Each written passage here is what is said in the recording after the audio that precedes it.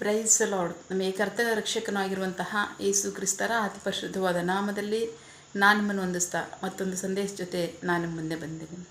ದೇವರ ಹಸ್ತವು ತಾನೇ ಕಳೆದ ದಿನವೆಲ್ಲ ನಿಮ್ಮನ್ನು ನನ್ನನ್ನು ಆತ್ಮಿಕವಾಗಿ ವಾಕ್ಯಗಳ ಮೂಲಕವಾಗಿ ಬಲಪಡಿಸಿ ಚೈತನ್ಯಗೊಳಿಸಿ ಜೊತೆಗಾರರಾಗಿದ್ದು ನಡೆಸ್ತಿದ್ದಾರೆ. ವೈಯಕ್ತಿಕವಾಗಿ ನಮ್ಮ ಅವಶ್ಯಕತೆಗಳನ್ನ ಅಗತ್ಯಗಳನ್ನ ಪೂರೈಸಿ ನಾವು ಕೈ ಮಾಡ್ತಕ್ಕಂಥ ಕೆಲಸಗಳನ್ನ ಆಶೀರ್ವದಿಸಿ ಕಾದು ಪೋಷಿಸಿ ಜೊತೆಗಾರರಾಗಿದ್ದು ನಡೆಸ್ತಿರೋದಕ್ಕಾಗಿ ದೇವರಿಗೆ ಸ್ತುತಿಯು ಘನವು ಮಹಿಮೆಯು ಸದಾ ಕಾಲವು ಸ್ವಂತವಾಗಿರಲಿ. ಆಮೇನ್. ಈ ದಿನದ ಸಂದೇಶದ ವಾಕ್ಯ ಭಾಗ 1 ತಿಮೋತಿ 5ನೇ ಅಧ್ಯಾಯ 1ನೇ ವಾಕ್ಯದಿಂದ 8ನೇ ವಾಕ್ಯದವರೆಗೆ. ವೃದ್ಧನನ್ನು ಗದರಿಸದೆ ತಂದೆಯಂತೆಯೂ ಯೌವನಸ್ಥರನ್ನು ಸಹೋದರರಂತೆಯೂ ವೃದ್ಧ ಸ್ತ್ರೀಯರನ್ನು ತಾಯಿಯಂತೆಯೂ ಯೌವನ ಸ್ತ್ರೀಯರನ್ನು ಪೂರ್ಣ ಪವಿತ್ರತೆಯಿಂದ ಸಹೋದರಿಯರಂತೆಯೂ ಅವರವರಿಗೆ ಬುದ್ಧಿ ಹೇಳು. ನಿಜವಾಗಿಯೂ ಕಷ್ಟದಲ್ಲಿರುವ ವಿಧವೆಯರನ್ನು ಗುರುತಿಸಿ ಅವರಿಗೆ ಸಹಾಯ ಮಾಡು. ಆದರೆ ಯಾವ ವಿಧವೆಗಾದರೂ ಮಕ್ಕಳಾಗಲಿ ಮೊಮ್ಮಕ್ಕಳಾಗಲಿ ಇದ್ದರೆ ಅವರೇ ಮೊದಲು ತಮ್ಮ ಮನೆಯಲ್ಲಿ ಭಕ್ತಿಯಾಗಿರುವುದಕ್ಕೂ ತಂದೆ ತಾಯಿಗಳಿಗೆ ಪ್ರತ್ಯುಪಕಾರ ಮಾಡುವುದಕ್ಕೂ ಕಲಿತುಕೊಳ್ಳಲಿ.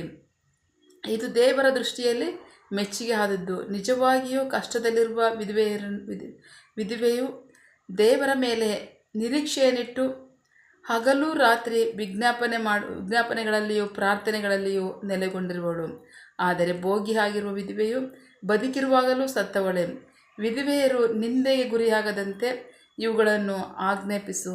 ಯಾವನಾದರೂ ಸ್ವಂತದವರನ್ನು ವಿಶೇಷವಾಗಿ ತನ್ನ ಮನೆಯವರನ್ನು ಸಂರಕ್ಷಿಸದೆ ಹೋದರೆ ಅವನ ನಂಬಿಕೆಯನ್ನು ಅಲ್ಲಗಳೆದವನು ಅವಿಶ್ವಾಸಿಗಿಂತಲೂ ನೀಚನೂ ಆಗಿದ್ದಾನೆ. ದೇವರಿಗೆ ಸ್ತೋತ್ರ. ನಾವು ವಾಕ್ಯ ಭಾಗ ನೋಡ್ತಾ ಇದ್ದೀವಿ.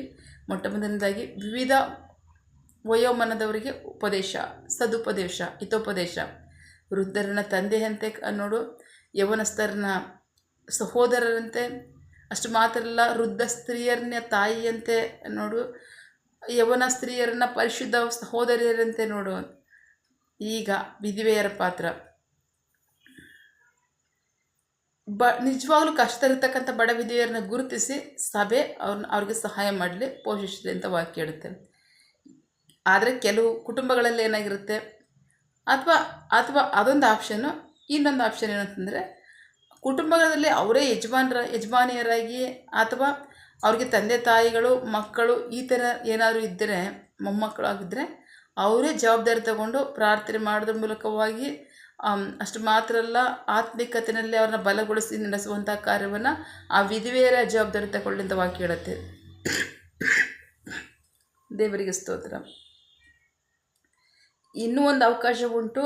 9ನೇ ವಾಕ್ಯದಿಂದ ವಿವಾಹ ಮಾಡಿಕೊಳ್ಳಿ. ಪ್ರಾಯದ ಸ್ತ್ರೀಯರು ಮನಸ್ಸು ಮಾಡಿದ್ರೆ ಅವ್ರು ವಿವಾಹ ಮಾಡ್ಕೋಬೇಕು ಅಂತ ಆಸೆ ಆದರೆ ಅವ್ರು ವಿವಾಹ ಮಾಡಿಕೊಂಡು ತಿರುಗಿ ಅವ್ರ ಜೀವಿತವನ್ನು ಕಟ್ಟಿಕೊಳ್ಳಿ ಅಂತ ವಾಕ್ಯ ಹೇಳುತ್ತೆ. ಆದರೆ ಇನ್ನೊಂದೇನು ಹೇಳ್ತಾ, ಅದಲ್ಲದೆ ಇನ್ನೊಂದು ಬಹಳ ವಿಶೇಷವಾಗಿ ವೃದ್ಧ ವಿಧವೆಯರಾಗಿದ್ದರೆ ಅಥವಾ ಸ್ತ್ರೀಯರಿಗೆ ವಿವಾಹವಾಗೋದು ಇಷ್ಟ ಇಲ್ಲ ಅಂತಂದರೆ, ಅವ್ರಿಗೆ ಆತ್ಮಿಕತೆ ಇಷ್ಟ ಇದ್ದರೆ ಅವರು ಪ್ರಾರ್ಥನೆಯಲ್ಲಿ, ಉಪವಾಸದಲ್ಲಿ, ಧ್ಯಾನದಲ್ಲಿ ಕಳೆಯಲಿ. ಇದು ಅವರಿಗೆ ಮಾತ್ರ ಅಲ್ಲ, ಅನೇಕರಿಗೆ ಅವರು ಆಶೀರ್ವಾದವಾಗಿರ್ತಾರೆ ಅಂತ ವಾಕ್ಯ ಹೇಳುತ್ತೆ. ಸೊ ಭಾಳ ಪ್ರಮುಖವಾಗಿ ನಾವು ಲೂಕನ ಸುವಾರ್ತೆ 2ನೇ ಅಧ್ಯಾಯದಲ್ಲಿ ಅಲ್ಲಿ ಹನ್ನಳ ಎಂಬ ಪ್ರವಾದಿನ ನೋಡ್ತಿದ್ವಿ. ಆ ಪ್ರವಾದಿನ ಆಕೆ 84 ವರ್ಷದವಳಾಗಿರ್ತಾಳೆ.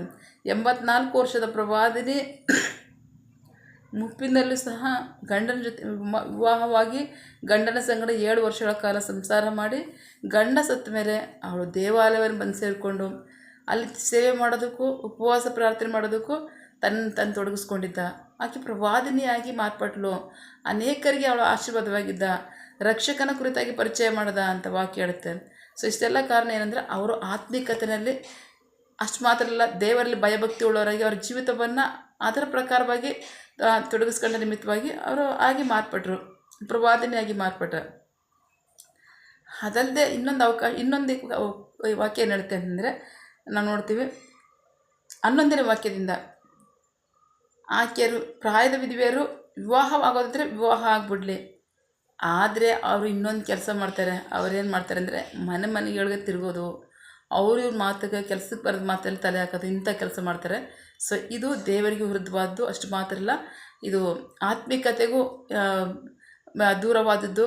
ಅಷ್ಟು ಮಾತ್ರ ಅಲ್ಲ, ಅದು ಅವ್ರಿಗೂ ಆಶೀರ್ವಾದವಲ್ಲ ಅಂತ ವಾಕ್ಯ ಹೇಳುತ್ತೆ. ಸೊ ಹಾಗಾಗಿ ಪ್ರೀತಿ ದೇವ್ರ ಮಕ್ಕಳೇ, ಖಚಿತವಾಗಿ ಈ ಆಜ್ಞೆಗಳನ್ನ ಅನುಸರಿಸಲೇಬೇಕು ನಾವು. ಆಜ್ಞೆಗಳು ಹಿತವಾಗಿದ್ದೇ ಆಗಿದೆ, ಅದು ಉಪಕಾರವಾದ್ದಾಗಿದೆ, ಅಷ್ಟು ಮಾತ್ರ ಆಶೀರ್ವಾದಕರವಾಗಿದೆ. ಹಾಗಾಗಿ ಆಜ್ಞೆಗಳನ್ನ ಅನುಸರಿಸೇ ನೀವು ಆಶೀರ್ವಾದಗಳನ್ನ ಸ್ವಂತ ಮಾಡ್ಕೊಳ್ರಿ. ಇಲ್ಲ ನಾವೇ ಅನೇಕರಿಗೆ ಆಶೀರ್ವಾದವಾಗಿರಬೇಕು ಅನ್ನೋ ನಮ್ಮ ಮನಸ್ಸಿದೆ, ಆಸಕ್ತಿ ಇದೆ ನಮಗೆ ಅಂತಂದರೆ ನೀವು ವಾಕ್ಯಗಳ ಪ್ರಕಾರವಾಗಿ ಪ್ರಾರ್ಥನೆಯಲ್ಲಿಯೂ, ಉಪವಾಸದಲ್ಲಿಯೂ, ಧ್ಯಾನದಲ್ಲಿಯೂ, ಇತರರ ಸಹಾಯದಲ್ಲಿಯೂ ನೀವು ಮುಂದುವರಿಬೋದು. ಅದು ಬಹಳ ದೇವರಿಗೆ ಮೆಚ್ಚುಗೆ ಆದದ್ದು ವಾಕ್ಯ ಹೇಳುತ್ತೆ. ದೇವರಿಗೆ ಮೆಚ್ಚುಗೆ ಆದ್ದು ಮತ್ತು ಅಷ್ಟು ಮಾತ್ರಲ್ಲ, ಅದು ಅವ್ರಿಗೂ ಆಶೀರ್ವಾದಕರವಾದ್ದು ಅಂತ ವಾಕ್ಯ ಹೇಳುತ್ತೆ. ಸೊ ಹಾಗಾಗಿ ನಂಬಿಗಸ್ತರ ವಾಕ್ಯಕ್ಕೆ ವಿಧೇಯರಾಗಿರಿ, ವಾಕ್ಯದ ಆಶೀರ್ವಾದಗಳನ್ನ ಸ್ವಂತ ಮಾಡ್ಕೊಳ್ಳಿ. ಆಮೇಲೆ ಪ್ರಾರ್ಥಿಸಿಕೊಳ್ಳೋಣ. ಸಕಲ ಸೃಷ್ಟಿಕರ್ತನೆ, ಸರ್ವಾಧಿಕಾರಿಯ ಸಾರ್ವಭೌಮನೆ, ಉನ್ನತನೇ ಮಹೋನ್ನತನೇ, ಮಹಾಪರಿಶುದ್ಧನೇ, ಪ್ರೀತಿ ಸ್ವರೂಪನೇ, ನೀತಿವಂತನೇ, ಅಧಿಪತಿಯೇ, ಸೇನಾಧೀಶ್ವರನೇ, ಇರುವಾತನೇ, ಸರ್ವವ್ಯಾಪಿಯೇ ಸಪ ಇದರ ವಾಕ್ಯಗಳ ಮೂಲಕವಾಗಿ ನಮ್ಮ ಸಂಗ್ರಹ ಮಾತಾದಂತಹ ನಿಮ್ಮ ಪ್ರೀತಿಗಾಗಿ ನಂಬಿಗಸ್ಗೆ ನಿಮಗೆ ಸ್ತೋತ್ರ. ಇದರ ವಾಕ್ಯ ಭಾಗದ ಮೂಲಕವಾಗಿ ನಮ್ಮ ಸಂಗ್ರಹ ಮಾತನಾಡಿದ್ದೀರಾ. ವಿಧವೆಯನ್ನು ಕುರಿತಾಗಿ ನೀವು ಅವ್ರನ್ನ ಕುರಿತಾಗಿರ್ತಕ್ಕಂಥ ಭಕ್ತಿ, ಕಾಳಜಿ ಸ್ವಾಮಿ ಸಪ ಅವ್ರನ್ನ ಕುರಿತಾಗಿರ್ತಕ್ಕಂಥ ಪ್ರೀತಿ, ಕಾಳಜಿ ಅಷ್ಟು ಮಾತ್ರ ಅಲ್ಲ, ನಂಬಿಗಸ್ತರಾಗಿ ವಿಧೇಯರಾಗೋರು ಅನೇಕರಿಗೆ ಆಶೀರ್ವಾದವಾಗಿರ್ತಾರೆ ಅಂತ ವಾಕ್ಯದಲ್ಲಿ ನಮ್ಮ ಸಂಗ್ರಹ ಬೋಧಿಸ್ತೀರ. ಅದಕ್ಕಾಗಿ ಸ್ತೋತ್ರ. ನಿನ್ನ ಜನ ನಂಬಿಗಸ್ತರಾಗಿ ವಿಧೇಯರಾಗಲಿ, ವಾಕ್ಯದ ಆಶೀರ್ವಾದಗಳನ್ನ ಸ್ವಂತ ಮಾಡಿಕೊಳ್ಳಿ. ಆಮೇನ್. ನಿಮಗೆ ಮಹಿಮೆಯಾಗಲಿ, ಜನರಿಗೆ ರಕ್ಷಣೆ ಆಶೀರ್ವಾದ ಉಂಟಾಗಲಿ. ಆಮೇನ್. ನಿನ್ನ ಜನರು ಕೈಟ್ ಮಾಡ್ತಕ್ಕಂಥ ಕೆಲಸವನ್ನು ಆಶೀರ್ವದಿಸು, ಅವರ ಅವಶ್ಯಕತೆಗಳನ್ನ, ಅಗತ್ಯಗಳನ್ನ ಪೂರೈಸು, ಕೊರತೆಗಳನ್ನ ನೀಗಿಸು. ಆಮೇನ್. ಯಾವ ಕಾರ್ಯದಲ್ಲಿ ಅವರು ನಿರೀಕ್ಷೆ ಉಳ್ಳವರಾಗಿದ್ದಾರೆ, ಮಕ್ಕಳ ವಿದ್ಯಾಭ್ಯಾಸ, ಆರೋಗ್ಯ, ಅವರ ಜೀವನ ಅವಶ್ಯಕತೆಗಳ ಅಗತ್ಯಗಳು, ಯವನಸ್ಥರ ವಿದ್ಯಾಭ್ಯಾಸ, ಆರೋಗ್ಯ, ಅವರ ಜೀವನ ಅವಶ್ಯಕತೆಗಳ ಅಗತ್ಯಗಳು, ಕೆಲಸ, ಬಿಸಿನೆಸ್, ಸೇವೆ, ವಿವಾಹ ಕಾರ್ಯ, ವಯಸ್ಸಾದವರ ಜೀವನ ಅವಶ್ಯಕತೆಗಳ ಅಗತ್ಯಗಳು, ಆರೋಗ್ಯ, ಸೇವೆ, ಯಾವ ಕಾರ್ಯದಲ್ಲಿ ಅವರು ನಿರೀಕ್ಷೆ ಉಳ್ಳವರಾಗಿದ್ದಾರೆ ಆ ಕಾರ್ಯದಲ್ಲಿ ತಕ್ಕ ಸಮಯದಲ್ಲಿ ನಿಮ್ಮ ಚಿತ್ತಾನುಸಾರವಾಗಿ ಅವ್ರದ್ದು ಹೊಂದ್ಕೊಳ್ಳಿ. ಆಮೇನ್. ನೀವು ಹಾಗೆ ಮಾಡೋ ಪ್ರೀತಿಗಾಗಿ ನಂಬಿಗಸ್ತಿಗೆ ನಿಮಗೆ ಸ್ತೋತ್ರ. ನಮ್ಮ ಪ್ರಾರ್ಥನೆಯನ್ನು ಕೇಳಿದ್ದೀರಾ, ಅದರಂತೆ ನಡೆಸ್ತಿರೋದಕ್ಕಾಗಿ ಸ್ತೋತ್ರ. ನಮ್ಮ ಪ್ರಾರ್ಥನೆಯನ್ನು ನಮ್ಮ ರಕ್ಷಕನಾದ ಯೇಸು ಕ್ರಿಸ್ತರ ಅತಿ ಪರಿಶುದ್ಧವಾದ ನಾಮದಲ್ಲಿ ಪ್ರಾರ್ಥಿಸಿ ನಿಮ್ಮ ಪಾದಗಳು ಸಲ್ಲಿಸಿ ನಾವು ಬೇಡಿ ಬಂದಿದ್ದೇವೆ ನಮ್ಮ ಜೀವವುಳ್ಳ ತಂದೆ. Amen. God bless you all. ದೇವರು ತಾನೇ ಇದರ ವಾಕ್ಯಗಳ ಮೂಲಕವಾಗಿ ನಮ್ಮ ಸಂಘ ಮಾತನಾಡಿದ್ದಾರೆ, ನಮ್ಮನ್ನು ಆಶೀರ್ವದಿಸಿದ್ದಾರೆ. ಆಮೇನ್. All the best.